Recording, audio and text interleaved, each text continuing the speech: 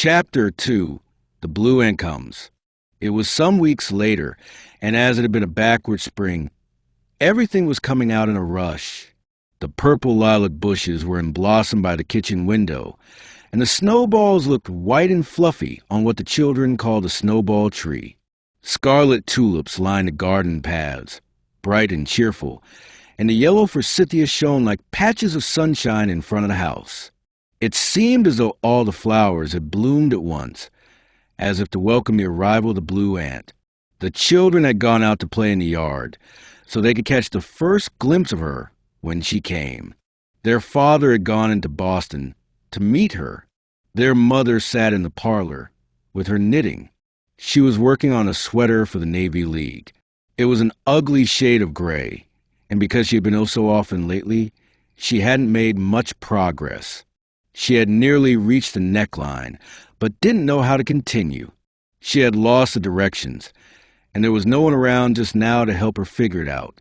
She would have much rather worked on her bright-colored embroidery, but with the country at war, she felt she had to do her part. Even Jim had started knitting a washcloth. It had strange little holes in it here and there, but he was sure the soldier who received it wouldn't mind. Mrs. West glanced at the clock and began to feel very nervous. She dropped a stitch in the middle of the row, off the end of her slippery yellow needle, and it ran down through 3 rows before she could stop it. I do hope she won't object to the children, she thought. Mine are sometimes so noisy and coarse, and yet they're such dears. I couldn't bear it if she were always hushing them up. Here they come, said Jim to Evelyn from the yard. Oh, dear. I thought that was a motor from the station, said Mrs. West, startled. In her confusion, she dropped more stitches. Hastily, she pulled the needle out and folded up the knitting. It'll pick up the stitches later, she thought. Still, she counted them first to make sure she hadn't lost too many. There were 83 stitches. There should have been only 80. How did I get those extra 3? Mrs. West wondered in frustration. Then came the sound they had all been waiting for. Aunt Matilda was here at last. There was no mistake at this time. The motor car was turning in at the front gate. The children were stationed, one behind each gate post, ready to get a good look at her before she could see them. Aunt Matilda sprang lightly out of the automobile before their father could help her. Evelyn saw at once that she was dressed all in black. Her shoes were black, sturdy and uncomfortable looking rather than stylish. That was the first thing Evelyn noticed. Her stockings were also black, showing below her short black skirt. Her jacket was black, and so was the soft lace shawl she carried draped over her arm. Her hat was black, too, with a black veil tied around it. The only thing that wasn't black was the snowy white collar peeking from her blouse. Then Evelyn gathered the courage to look at her face. There was nothing frightening about it, except for the eyes.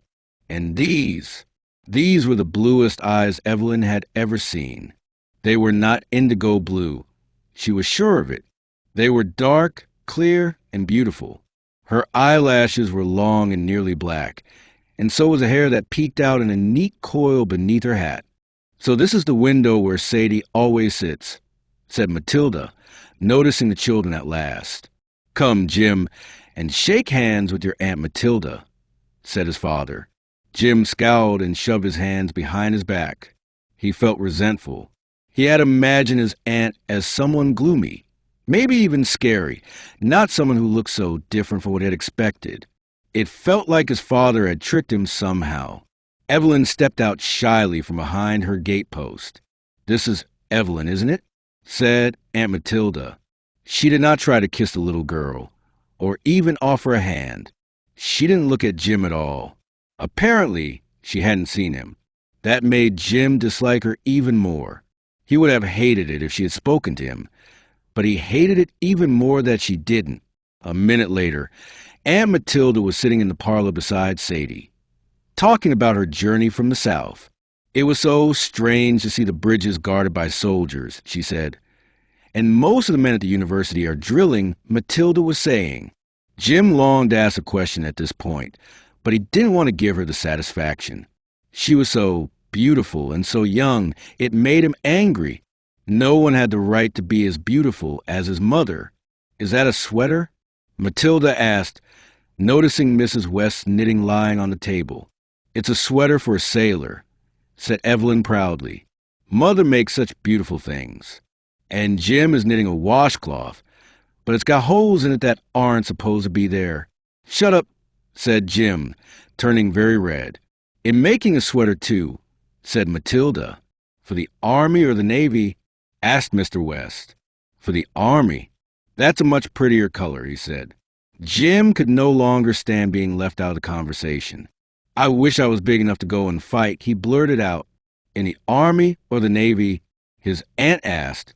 Army, of course. Artillery or cavalry or infantry? Cavalry, of course, because of the horses.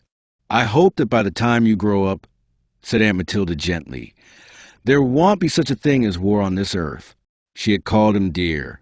He felt a pleasant, warm sensation down his back. He liked it when she called him that. Maybe it wouldn't be so bad having two handsome people in the house after all. She even looked younger than his mother, and he had thought she was going to be old. Matilda sounded like an old name. I don't like your name at all, Jim said to her bluntly. I'm glad you don't, because I don't either. And I wouldn't believe you if you said you did, she replied with a smile. You can call me Aunt Hilda if you like. That's what the little gays do. Who are the little gays? Asked Evelyn, who always liked to have things explained as she went along. They're the children of my best friend. How many are there? 4. What are their names? Patience and Ralph and Rodman. The girls are called Patty and Millie. How old are they? My dear child, you've asked questions enough, said Mrs. West, smiling. I'm sure your aunt wants a rest after her journey. Come now, we'll take you upstairs. Hilda. She hesitated over the name. May I call you Hilda? She asked. It sounds so much more friendly than Matilda. A Matilda is the name of Jim's aunt. I like to keep a separate name for each person. My youngest doll is named Matilda, said Evelyn. I should love to have you call me Hilda. The blue aunt replied, and they smiled at each other the way people do when they're quite sure they're going to be good friends. Mrs. West had taken Hilda up to the pleasant room that had a wide window seat in front of 2 windows overlooking the garden. A wisteria vine climbed around the outside of the window, and great bunches of its lovely blossoms hung down almost like a curtain. Oh, those gays, persisted Evelyn, who had followed them into the room. Never mind about the little gays. Run downstairs now and let us have a little peace. I'd rather stay here. Your mother has told you to run along, said the blue aunt. I like little girls who mind their mothers, but I'm not so sure I like little girls who don't. I'll call you by and by, for there's something in my trunk I want to show you. Evelyn slowly made her way to the door. Do the little gays always mind their mother? She asked as she turned the handle. I'll answer that question when I see you next, said the blue aunt. I hope you'll be comfortable, said Mrs. West. I'm sorry to say I'm under the doctor's orders and have to rest for 2 hours every afternoon. That's all right. I shall be glad to rest. And I can unpack my trunks during that time. Dear me, that tiresome expressman didn't unstrap your trunks. Mrs. West leaned over and tried to unstrap the smaller one. I can't do it. Oh, he'll call Catherine. She's so strong. Hilda went over to the trunks, and after pulling and tugging, she undid first one strap and then the other. How strong you are, said Mrs. West with a little sigh. Downstairs, Evelyn was saying to Jim, I don't see why Father said she was blue. There's nothing blue about her. But her eyes, he meant she was going to be blue in her mind. It's just an expression, Jim said loftily. You might have told me that before. See, if I spent all my time telling you the things you don't know, I'd never have time for anything else. When I'm your age and know how to read, will you teach me to read? Father and Mother don't believe in kids learning young. They say it ruins your eyes. Jim thought there was no little girl in the whole world so bright and charming as his small sister, but he would on no account give her the satisfaction of telling her so. Evelyn soon got interested in building blockhouses with Jim, and for an hour she forgot all about the blue ant. But when Jim's friend Charlie Norcross came to call for him to go out and play, she wondered if Aunt Hilda had finished her unpacking. She liked to see people unpack. Almost everyone had such interesting things in their trunks. Aunt Hilda had taken some of her black clothes out of a trunk and piled them on the window seat. She had felt very brave about her journey, and she knew she was going to be happy in her brother's house during her visit. But the sight of her black clothes brought back her recent loss, and she felt very much alone in a house where everyone was going on just as if she were not there. She heard the knob turn softly, and a little voice called out, "Please, Aunt Hilda, can I come in and see you unpack?" "Come in, dear," said Aunt Hilda, hastily brushing aside her tears. "Hello to the little gays," said Evelyn, and then she saw that her aunt had been crying. She ran across the room and put a soft little arm around Aunt Hilda's neck. She felt very sorry for her poor blue aunt, and then a strange thing happened. Aunt Hilda stroked her yellow hair and said, just as father had done, "You are my little comfort. Now, well, decide on which peg to put my things," said Aunt Hilda a little later as she opened the closet door. "Oh, what nice hangers. You can bring me that blouse," she added. It was soft and fluffy with pleatings on it, and Evelyn thought it was very pretty. Well, it was black. All the clothes were black. But there was a blue dressing gown which Evelyn thought was dainty and very pretty. She liked it very much. It seemed just the thing for a blue ant to wear. She liked the soft white shirtwaist too, and the snowy pile of underwear that she was allowed to arrange as she pleased in the bureau drawers. Her aunt let her open all the interesting boxes that contained gloves and handkerchiefs and belts. And then there was one special box that was Evelyn's delight, for in it were silver breastpins, a pearl pin, a gold pin, and a silver chain. When the small trunk was all unpacked, her aunt said, "You have been a great help to me. And now, well, take some things out of the other trunk, the things I'm going to give you for yourself. These things are not for you," said Aunt Hilda with a smile, as she took out a blanket with gay Roman stripes and a soft pillow covered with bright Cretan print. When Evelyn ran to put them on the window seat, they made it look very cozy indeed. "Is that box for me?" Evelyn asked, her eyes shining. "Yes, but it's heavy. Wait until I lift it out for you." Her aunt took the cover off the box, and Evelyn saw that there was something inside, padded very carefully with some underclothes stuffing around it to keep it safe. She pulled these out, and underneath was a parcel, carefully wrapped in tissue paper. "It's a doll. It's the shape and size of a doll." Evelyn cried. She began skipping about the room at such a rate that her aunt said, "Be careful you don't drop her." Evelyn sat down on the floor and began to take off the wrappings. "It is a doll," she cried in delight, "and she's got brown hair. I never had a brown-haired child before. She's asleep? Oh, dear, too bad to wake her up. I must find out what color her eyes are. Brown. How wonderful. I hoped they would be. But I never had a doll with brown eyes. She's as pretty as Nancy's Marion. What is her name? Aunt Hilda. I think we'll call her Virginia, for the state where I've been so happy." "Virginia is a pretty name. It's just right for a doll," Evelyn said thoughtfully. "Massachusetts would be a funny name, don't you think? She hasn't any dresses, poor thing, except the one she is on," said Aunt Hilda. "I didn't have time to make her more. But you can see she has a little bureau all ready for her clothes, when I can make them. I used to have that mahogany bureau when I was a little girl." Evelyn had never seen such a dear little bureau. It had brass handles just like the big ones, and there were 3 long drawers in it, with 2 small ones on top.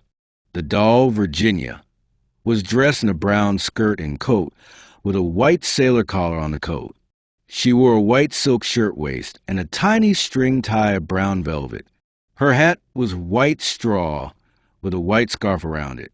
Doesn't Virginia look just like a little girl? Evelyn said with shining eyes. I love her already, just like I love any of my children, even though I've had her such a short little while. Mothers should always love all their children alike, said Aunt Hilda with a smile. There was also a mahogany bedstead, which belonged to Aunt Hilda when she was a child. It had real sheets, pillows, pillowcases, and even a patchwork quilt that Aunt Hilda herself had sewn when she was a little girl. But perhaps best of all was a tiny wing chair made in the same pattern as a large one that stood in the nursery at Aunt Nancy's house. The large chair had a white slipcover, while the little one was upholstered in chintz with a pattern of roses and green leaves. When Virginia West was seated in that small wing chair, she looked as happy as it was possible for a brown-haired, brown-eyed doll to look. I must have you meet your sisters, said Evelyn. She ran off and soon came back with Sarah and Matilda. Sarah was a rag doll that Evelyn's mother had given her when she was just a baby. Matilda, however, was as pretty as Virginia, though in a different way. She had blue eyes and golden hair, and had been given to Evelyn by her father's Aunt Matilda, Aunt Mattie, as they called her. By squeezing them together gently, Evelyn was able to fit both Matilda and Virginia into the little wing chair. Evelyn's mother always came to tuck her in at bedtime and to hear her say her prayers, except once in a great while when she wasn't feeling well enough. On those rare nights, it was her father who came instead. Tonight, it was her mother. When Evelyn was tucked up in bed, she said softly, Mother, haven't we had a happy day? Yes, dear, her mother smiled. We're all going to love Aunt Hilda. Mother, will you ask if she'll come and say good night to me? I don't want to interrupt her. Dear, she's having such a nice talk with your father. But it's a question I must ask her. Can it wait until morning? But I can't go to sleep until I know. If it's very important, I can ask her and come back to tell you. It is very important. I must find out how old the little Gays are, and the chapter too.